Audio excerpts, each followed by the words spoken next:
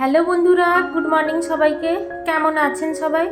আশা করব যে যেখান থেকে আজকের আমার এই ব্লগটা দেখছেন সবাই ভালো আছেন, সুস্থ আছেন এবং স্বাভাবিক আছেন। আমরাও ঠাকুরের আশীর্বাদে সবাই বেশ ভালো আছি। সকালবেলা ঘুম থেকে উঠে আজকে বাড়ির কাজকর্মগুলো ঝটপট করে শেষ করে নেব। আর সকালবেলা যদি একটু এই গরমকালে তাড়াতাড়ি করে উঠে বাড়ির কাজকর্মগুলো শেষ করে ফেলা যায় তাহলে কিন্তু দেখেছি কষ্ট তেমন অনুভব হয় না। কারণ এবছরের যে এত অস্বস্তিকর গরম, তার মধ্যে নিজেকে সুস্থ রেখে বাড়ির কাজকর্মগুলো করা কিন্তু অনেকটাই কষ্টসাধ্য ব্যাপার। আর যারা বাইরে বেরোন তাদের ক্ষেত্রে তো অনেকটাই অসুবিধে, কারণ এত রোদের মধ্যে সত্যি যারা বাইরে বেরিয়ে কাজকর্ম করেন তাদের ক্ষেত্রে বলবো যে ছাতা নিয়ে কিংবা সাথে জলের বোতল নিয়ে অবশ্যই যেতে। কারণ বাইরে যে এই প্রচণ্ড গরমের মধ্যে কখন কি পরিস্থিতির মানুষ শিকার হবে সেটা তো বলা সম্ভব নয়। কারণ ঘরের মধ্যে থেকে যদি আমরা এতটা অস্বস্তি বোধ করি তাহলে বাইরের মানুষেরা ঠিক কতটা কষ্ট ভোগ করছেন তা তো বুঝতেই পারছি। আর সকালবেলা ঘুম থেকে ওঠার পরে এই যে ছাদে চলে এসেছি, এই ছাদটা আমি প্রত্যেক দিন সকালবেলা করেই ঝাঁট দিয়ে নিই। তার কারণ হচ্ছে এখানেই জামা কাপড় শুকোতে দেওয়া হয়। আর ছাদে যেহেতু ঠাকুর ঘরটা আছে, সেই জন্য ঠাকুর পুজো করতে আসার সময় এখানেই ছাদটাই ব্যবহার করা হয়। তো সেই জন্য ঠাকুর ঘরের মধ্যে ধুলো ময়লা তো ঢুকতেই থাকে, তার উপর আবার জলে ধুলোবালিগুলো লেগে ঠাকুর ঘরটা একেবারেই কাদা কাদা হয়ে যায়। ওই জন্য সকালবেলাটা উঠে এই জায়গাটাই প্রত্যেক দিন পরিষ্কার করে নিই। তাছাড়া সকালবেলা প্রত্যেক দিন গোটা বাড়িটা একেবারে ভালো করে ঝাড় দিয়ে নিই। আর এই কাজটা আমি খুব সকাল সকাল উঠে করছি, তার কারণ হচ্ছে এখানে যদি একটু রোদ বেরিয়ে পড়ে তাহলে কিন্তু এই কাজটা এখানে করতে ভীষণই অসুবিধে হয়। সেই জন্য সকাল সকাল রোদ না উঠতে এই জায়গাটাকে প্রত্যেক দিন ঝাড় দিয়ে নেওয়ার চেষ্টা করি। আসলে পরিবেশ পরিস্থিতি এবং নিজের মন মানসিকতাকে ঠিক রেখে কাজগুলো যদি করা যায় তাহলে কিন্তু যে কোনো কঠিন কাজই খুব সহজভাবে সম্পন্ন করা যায়। আর নিজের কাজকে আমি নিজে কিভাবে করব, কখন করব, সেটা যদি একটা পরিকল্পনা মাফিক করে নেওয়া যায় রুটিন অনুযায়ী। শুধু কি পড়াশোনার ক্ষেত্রে রুটিন থাকবে তা কিন্তু নয়, প্রত্যেকটা মানুষের ক্ষেত্রে যে কোনো কাজের ক্ষেত্রেই কিন্তু একটা রুটিন অবশ্যই থাকা প্রয়োজন।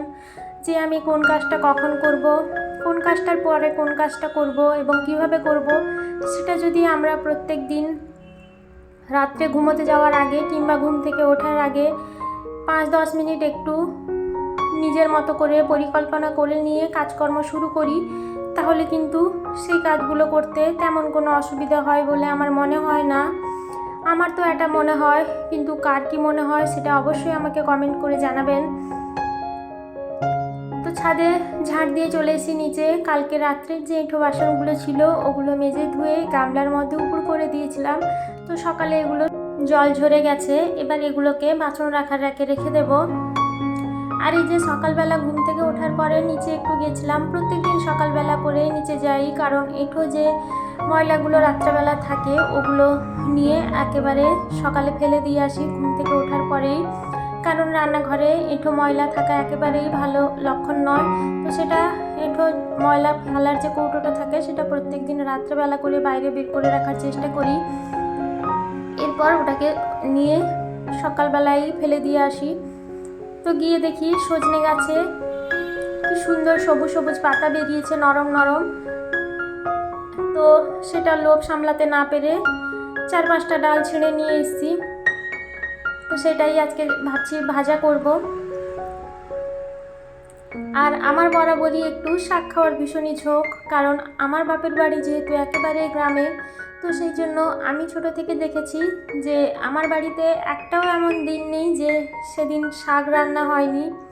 কারণ আমার ঠাকুমা প্রত্যেক দিন সকালে উঠেই একটাই কাজ, যেখান থেকে পারেন বিভিন্ন রকমের পাঁচমিশালি শাক নিয়ে আসতেন। তো সেই শাকগুলো যখন রান্না করা হতো সেই শাকের যেন স্বাদ এখনও অমৃতের মতো লাগে। ওইরকমভাবে পারি না, কিন্তু চেষ্টা করি প্রত্যেক দিন কিছু না কিছু শাক খাওয়ার। আসলে আমার বাড়িতে তো তেমন জায়গাও নেই যে জিনিসপত্র বা সবজি গাছগুলো লাগাবো, যতটুকু আছে ততটুকু দিয়েই করার চেষ্টা করি। তো সকালবেলা উঠে ভাবলাম যে আজকে যেহেতু একটু তাড়াতাড়ি উঠে পড়েছি, তো এই যে জিনিসপত্রগুলো কিছুটা পরিষ্কার করার ইচ্ছে ছিল, কিন্তু কিছুদিন হলো কাজের চাপে আর করতে পারিনি। তো আজকে ভাবলাম হাতে যেহেতু সময় আছে, সেই জন্য এই জিনিসপত্রগুলো সুন্দরভাবে পরিষ্কার করে নিই। মাইক্রোওভেনের চারদিকটা বা মাইক্রোওভেনটাই যখন ধুলো ময়লা হয়ে যায় তখন ধুলোটা ঝেড়ে দিই বা মুছে নিই, কিন্তু মাইক্রোওভেন যে জায়গাটায় বসে আছে ওর নিচটায় ভীষণ পরিমাণে ধুলো জমেছে। তো সেই জন্য মাইক্রোওভেনটাকে সরিয়ে ভালো করে মুছে মাইক্রোওভেনের নিচের যে ক্যাবিনেটটা থাকে সেটাকেও খুব ভালো করে মুছে নিলাম।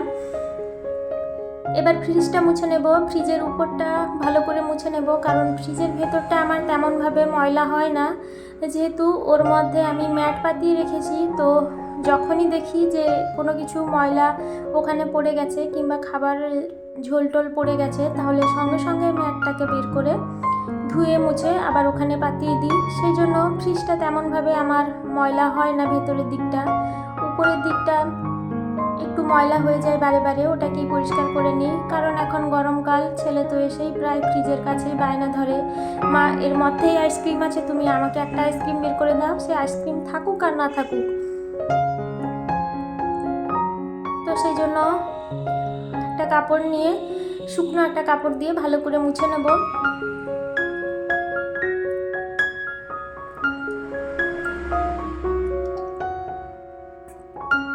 ফ্রিজটা মোছা হয়ে গেছে। টিভিটাও অনেক দিন ধরে ভাবছিলাম মুছবো করে।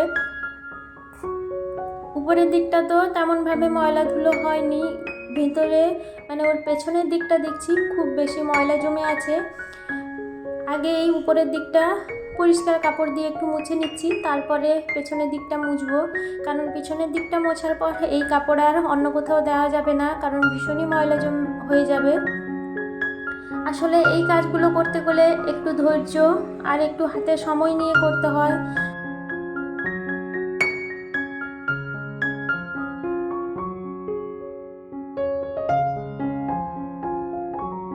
তাড়াহুড়ো করে করলে কিন্তু এই কাজগুলো একেবারেই ভালো হয় না।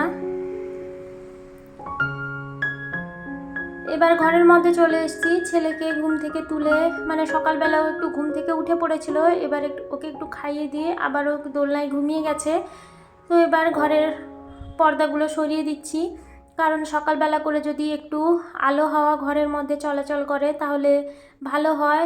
এবার দুপুরের দিকে যখন একটু রোদ বাড়বে তখন জানলা দরজাগুলো লাগিয়ে দেব, কারণ এত রোদের তাপে তো বিছানায় যেন আগুনের গোলার মতো হয়ে যায়। তো এর উপরে ঘুমানো যায় না। ছেলে যখন ঘুমাতে আসে দেখি ও যে পাশটা করে ঘুমিয়ে থাকে সেই পাশটাই পুরো ঘামে বিছানা চাদরটা ভিজে যায়। জানলা দরজাটা লাগিয়ে রাখলে একটু কম গরম অনুভব হয় আর কি, ওই জন্য দুপুরের দিকে জানলা দরজাগুলো লাগাবো, আর এখন সেই জন্য একটু খুলে দিচ্ছি। এবার বিছানার ধুলোটা একটু ভালো করে ঝেড়ে মুছে পরিষ্কার করে নেব। বিছানাটা গোছানো হয়ে থাকলে দেখবেন ঘরটা কিন্তু দেখতে বেশ ভালো লাগে।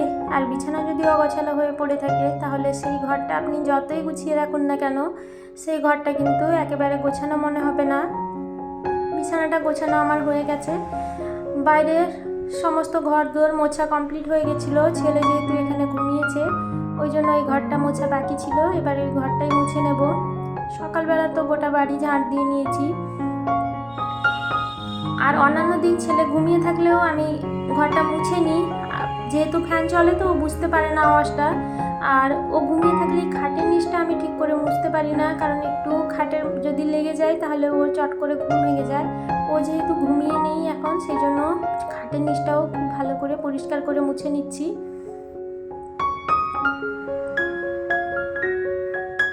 এভাবেই প্রত্যেক দিন সকাল থেকে রাত পর্যন্ত আমি বাড়ির কাজকর্মগুলো করে ফেলার চেষ্টা করি। আসলে প্রত্যেকটা কাজ যদি করার আগে আমরা একটু পরিকল্পনা করে নিই তাহলে কিন্তু সেই কাজটা করতে খুব একটা অসুবিধে হয় না। প্রত্যেক দিন ঘুম থেকে ওঠার আগে যদি আমরা কিংবা রাত্রে ঘুমোতে যাওয়ার পর আমরা যদি একটু ভেবেচিন্তে নিই যে কাজগুলো আমরা কিভাবে করব, কখন করব, কোনটার পর কোনটা করব, সেটা বাড়ির কাজ হোক কিংবা অন্যান্য যে কোনো কাজই হোক না কেন, তাহলে কিন্তু বেশ ভালো হয়। পরপর ওইভাবে কাজগুলো করে গেলে দেখেছি সময়টাও অনেক বাঁচে আর কাজগুলো খুব ভালোভাবেই করা যায়। আর এই যে চিরুনিগুলো ভীষণ ময়লা হয়েছে, কারণ গরমকাল তো এখন, তো সেই জন্য খুবই ময়লা হয়। আর 3টে চিরুনি, 3টেরই আমার করুণ অবস্থা। তো ভাবছিলাম অনেক দিন ধরে পরিষ্কার করব আর করে উঠতে পারিনি, তো সেই জন্য আজকেই ভেবেছি চিরুনিগুলোকে খুব সুন্দর করে পরিষ্কার করে নেব। আগের থেকে যদি এটাকে একটু সার্ফের জলে ভিজিয়ে রাখতাম, তাহলে আমার এই ব্রাশ দিয়ে ঘষার একেবারেই প্রয়োজন হতো না, সঙ্গে সঙ্গে ধুয়ে দিলেই উঠে যেত। এবার রান্না করার আগে আমি একটু রান্নাঘরটাকে সুন্দর করে গুছিয়ে নেব। যে জিনিসপত্রগুলো কৌটোতে ফুরিয়ে গেছে ওগুলোকে ঢেলে রাখবো। রান্নাঘরের গ্যাসটা একটু আগে মুছে নেব। প্রত্যেক দিন রান্না করার পর মুছে রাখি, তবুও সকালবেলা করে একবার একটা শুকনো কাপড় দিয়ে ভালো করে একটু বুলিয়ে নিই। তো বন্ধুরা, আমার ব্লগটা যদি আপনাদের ভালো লেগে গিয়ে থাকে তাহলে একটা লাইক করে দেবেন। আজকের মতো এই পর্যন্ত, দেখা হবে আপনাদের সঙ্গে আবারও একটা নতুন ব্লগ নিয়ে। সবাইকে জানাই ধন্যবাদ।